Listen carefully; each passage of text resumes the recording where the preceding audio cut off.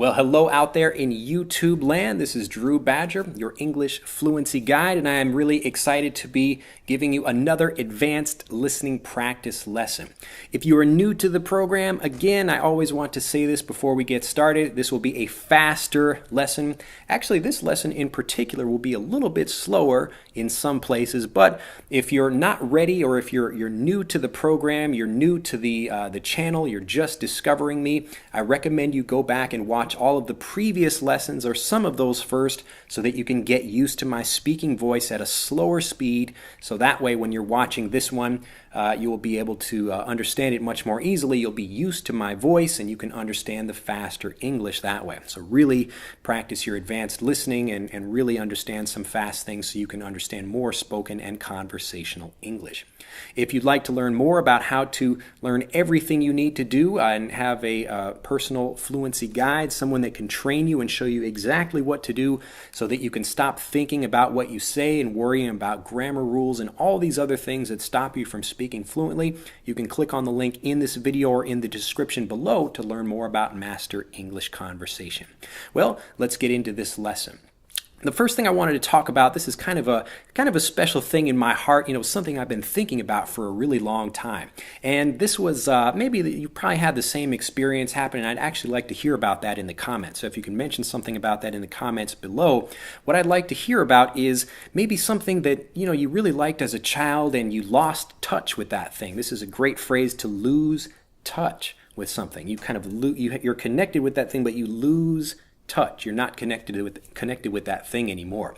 So in this example, this was a particular book that I remember vividly, really watching it and reading it and looking at it over and over again. So when I was a young boy in elementary school, I went to the local school library and I found this really great book that I enjoyed. It was about monsters.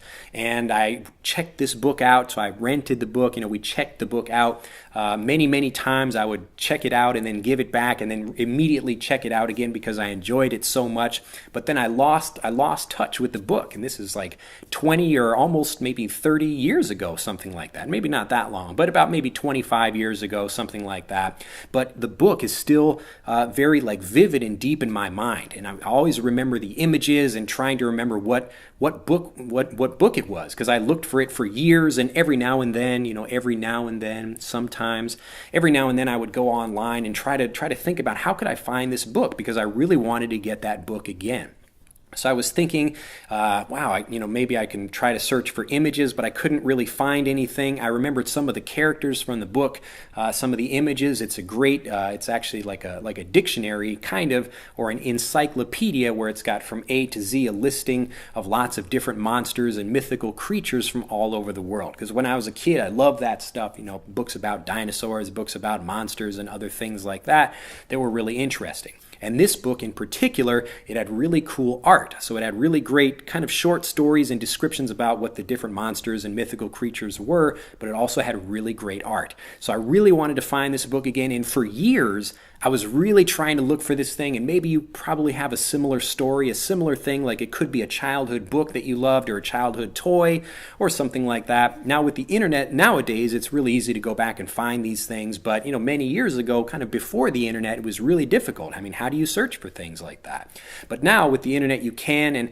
kind of as the years went by, I would maybe every 2 years or so, I would, be thinking like, oh yeah, I kind of, it would pop up in my mind. I would be thinking about, well, yeah, what was that book I was reading? I really enjoyed that book, and I wanted to try to find it again, so I would spend maybe a few days online, just periodically looking for different things. I would try to look by the images, or maybe if I could remember the name of the book or something like that, but then I would get frustrated because I couldn't find it, and then, I just kind of gave up, and then I'd think, well, maybe in another few years it'll come up in my mind again, and I'll look for it again. So recently, I had that same idea. It was like, I want to find this book again. I don't know why it's such a strong thing, but it was such a powerful book for me as a child. I wanted to get that and kind of reconnect with that and get back in touch with that thing from my childhood. It was just one of those things, you got a special bond, a special connection with something like that. Again, if you've got a similar experience, I want to hear about it down below in the comments. So anyway, I actually took the time, I went online and I found the librarian that I had back in the day when I was, back at school in elementary school, and I emailed her. I actually found her on Facebook. that's kind of like a separate issue. But I found this other teacher that I had a big crush on. This is like a really great thing. I feel kind of embarrassed admitting to it now, but I think she knew about it at the time. But anyway, this is a different teacher that I found on Facebook. Now I feel actually bad. This is kind of a separate issue when I'm thinking about that now. But you know, when you're like, if you're a teacher now, you have to be careful about that, because both like teachers and students are on Facebook together or other things. They can search each other online. So you got to be very careful about what you put on there. But my Facebook account is great. Actually, I don't really put much on there anyway, but you know, that kind of thing. But anyway, I'm kind of getting off track here. I'm thinking about different stuff. But so I actually found my school librarian on Facebook. I had looked for her on the school's website and was like, well, maybe she's on Facebook. And I found her and I contacted her. And unfortunately, she didn't know, you know, the name of the book either. She could kind of remember it, but you know, like was kind of recommending some other things or whatever that weren't really, you know, it wasn't the book I was looking for. So I continued to look for images. I went back, I was like, screw it. This time I'm finding this book. I was really passionate about I'm finding this book. So I was looking through Google Images and I found some images. You know, I was trying to figure out the name of the author or the name of the illustrator, the guy that did the images, and I didn't know either of their names. So I didn't know the name of the book or the author or the illustrator, but I was just looking up images and I found one. I was like, holy shit, this is what I've been looking for. And it was like that same image, and all these memories just started coming flooding back. And I found, you know, I used that image to find the name of the book, to find other things. And I actually found the book, and I have it with me today. Isn't that exciting? Anyway, it's such a cool book, and you know, looking at it now, it's like, wow, I'm still like really surprised that I was actually able to find the book. But you know, usually on YouTube, you'll see people like they buy something like a new camera or something like that, and they have an unboxing. So it's like an unboxing video where they, you know, show themselves actually opening the box and taking that out. But I don't really care about showing you the packaging that something came in. It's not really important to me, but I did want to show you the book. It's an important thing for me, and I thought you would probably enjoy it as well because it's got some really great images. Now, this book was actually hard to find, but I'll put it up for the camera here. If I can see here, it's called the Encyclopedia of Legendary Creatures. And look at this, like it's like a cool dragon. Now, maybe if you're an adult, this isn't such an amazing thing, but when you're like 10 years old, this is awesome. It's amazing. Anyway, look at the back cover here. This is Victor Ambras is the name of the illustrator. And look at that, though. Look at this art. This is amazing. Now, what was also interesting about this book, here I'll flip through some of the pages so you can look at some of this as well. But when I was going online, like other people were also, you know, in the same situation. They were in the same boat. They were trying to figure out, yeah, what was the name of that book? Because it actually has a different title. I think it's called the Book of Legendary Creatures in England. This is the American version of the book. It's basically the same book. But anyway, so other people were also like, you know, they're in the same kind of, looking for this book specifically. And there are whole websites for people that are like trying to find, you know, their book from their childhood or they remember this. And it's really interesting to read the descriptions of some books. So they say, yeah, it was a story about this and this other thing. But anyway, for anybody that's, you know, like looking for this book, it's awesome. And I highly recommend this book. I'll open up a few pages. So just the art itself is really interesting. It's kind of like an interesting like watercolor with interesting details on it. Let me see here. Like, look at that. Look at that guy. Yeah, these aren't really the best way to display it here with video, but I'm trying to think of some cool pictures. Like, look at this guy. This is called an owl.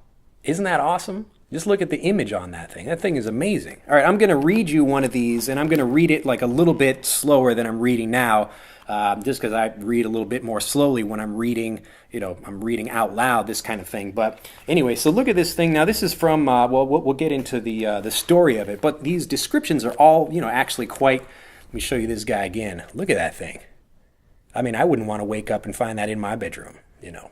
Anyway, so this is an owl, and this is these are actually, you know, different mythical creatures, as I mentioned, from all over the world. So I'll read you, and this is my like reading style. You probably know this, like reading for little kids, like the teacher holds up the book, you got the hands like looking at it this way so the little kids can also read the story as well.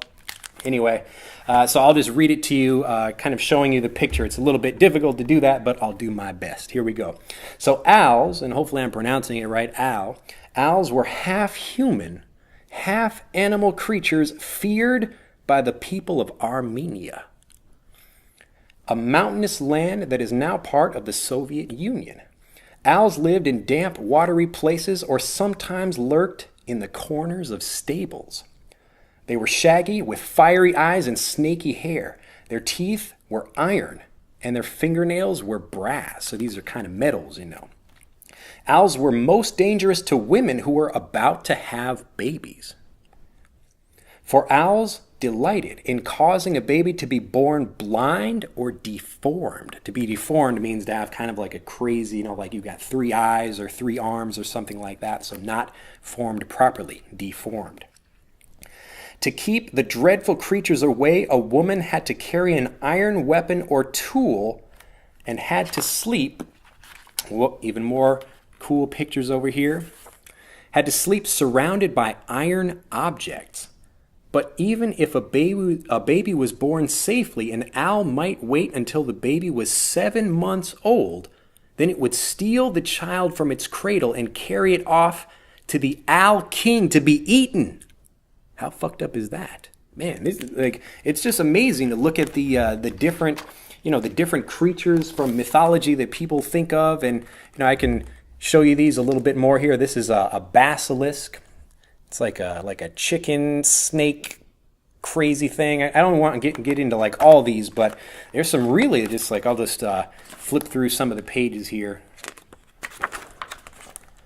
The various creatures. Yeah, I know I'm really doing a bad job of this. I don't do the show and tell things with books like that on YouTube so much. But anyway, I just wanted to share the book with you again. It's called The Encyclopedia of Legendary Creatures. The author is Tom McGowan, and Victor Ambrose is the illustrator of this. So he's written some other books, or Tom McGowan has, but also the illustrator has done a lot of other interesting books as well. But it was something I thought, it was such an amazing thing. After all these years kind of searching for this book, I finally found it. So I wanted to show you that, share that with you, and I hope you enjoyed it for this advanced listening practice lesson with a little bit of slow English mixed in there as well. So what I'd like you to do is keep the conversation going. Please comment down below if you enjoyed this, like it so I can make more. As soon as this gets to 10,000 views, I'll release the next one in the series. So do share this, tell everyone you know about it. Well, these people that are trying to learn English and you just want to get the video faster, let them know about it so we can get the view count up and I can release the next one in the series. But also tell me about some experiences from your own childhood. Maybe you're looking for a book also, or something else that you found and that was an interesting story when you finally found that thing. Well, I hope you enjoyed this, and I look forward to seeing you in the next listening practice episode. Bye-bye.